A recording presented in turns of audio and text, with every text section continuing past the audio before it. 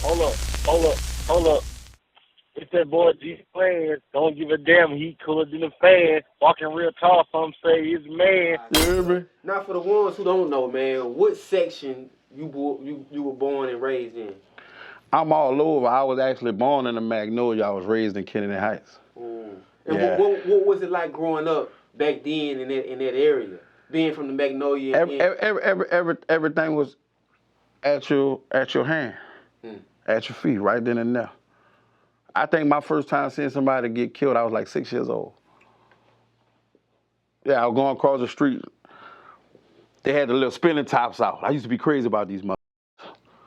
I used to steal my pot. My mama got on mad, like, get that boy back. So I'm like, I'm about to go steal me one out of the store.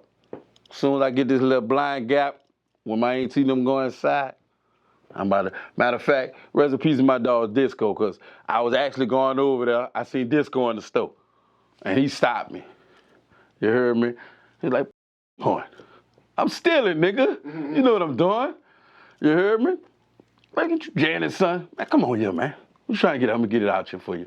So when we left out the store, he went right out. I shot across the street or whatever. As soon as I got on the other side of the street and went trying to walk through the cut, bam, somebody got hit. You know what I'm saying? So that wasn't like, what was your reaction? Like, was it was like a, ain't nothing I could do. Yeah. You really looking like, damn. You see what I'm saying? If anybody ever experienced a nigga getting this bust, you see what I'm saying? Some people take it different. When you grew up the way I grew up, we was immune to that early age. So that was normal on the regular by the time I made 10 years old. I'm feeling like that's something that's supposed to happen. It ain't do it. You see what I'm saying? In my mind, I had some Rockwallers back in the Gap. And they had caught something and they were dying. So my uncle was like, you need to go bury them or whatever. I said, I'm gonna bury them alive? He was like, I guess, or kill him, what you want me to tell you? And he walked off, so my mindset is like, all right, how can I kill him? I'm like, all right, cool. So I got this little 380, you dig? And I pop all of them in the head. Pop, pop, pop, pop, pop. You know what I'm saying? So at 10 years old, I'm actually practicing on this how they go. I seen it how it was done, so yeah, all right. So by the time I was 13, y'all ready to squeeze on something, it didn't matter. Who it was, I was already trained to, I'll kill you. You know what I'm saying? So once my folks got a whiff for that or whatever, now they say, hey, you in it already now, so let me show you how to get away with that. X, Y, and Z, this what you do, this what you do, this what you do. Because a lot of people who out there really slinging iron for nothing, first of all, say that for nothing. You see what I'm saying? They ain't think about the consequences of, he ain't have not one thought in his mind of how he gonna get away with this. He's doing it. You see what I'm saying?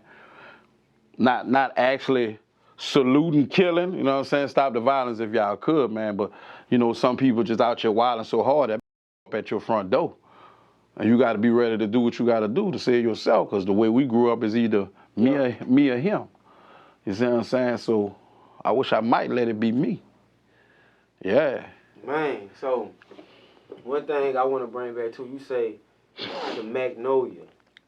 And when we was in here, you was talking to June, and he was like, man, I've been doing this since 94. 94. June said, nigga, I'm 94 years old. You know, he's out born in 94. Born in 94. I said, God. I started asking, who your mom is, who your dad is. Yeah. You know, I might know your people, you see what I'm saying? You might. But, yeah, actually, that was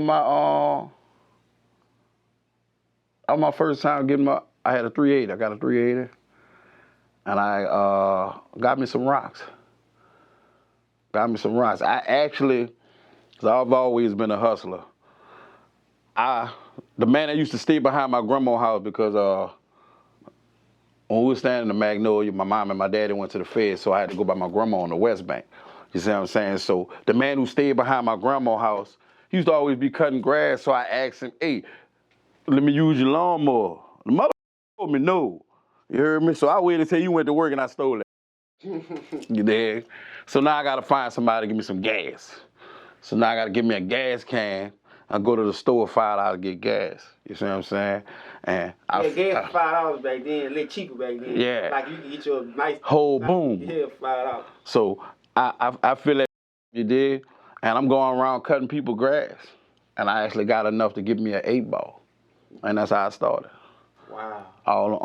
All out, and that's how I was hustling when I came up, and that's what it was. So you keep flipping until you get what you gonna get.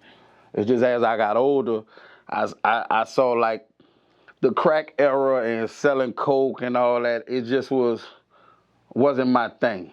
Mm-hmm. And then my pops was on drugs, so, and he used to be a big timer. So the way they grew up, you know what I'm saying? They'll tell you, you know, the saying was don't get high on your own supply. So when I actually seen him do it, in my mind, because this the way a nigga came up, boy, you a fucker to me. Yeah, and see, like, this life that you live, it wasn't like you made the decision just to do it. I mean, we all got decisions, but you was born in it. Literally. Basically. Literally. You know what I'm saying? And some people might say, they might see this interview and like, man, he ain't have to live that life and stuff like that. I'm like, man. Nah, you gotta think, man, some people ain't never been in this type of position, you see what I'm saying? But what actually made me get to that point, you know, due to my situation with my parents, I laid up there and had to go by my grandma. So look, one day I come home from school and I told my grandma, I'm hungry. You heard me? So my grandma said, baby, I'm hungry too. Ain't So I'm like, I walked to the front store, you heard me? I got ordered, they were selling food in that thing. I ordered a family box of food, everything, fries, rice, chicken, tender, I got all kind of shit. You heard me? So you do that over here, and then you go get in the line, and then you know what I'm saying? You in there. Soon as it got to the second person in the line to get to the register, I dip out the door on the ass. Straight to my grandma's house. We got something to eat now. Yeah. You heard me? I learned how to survive at a young age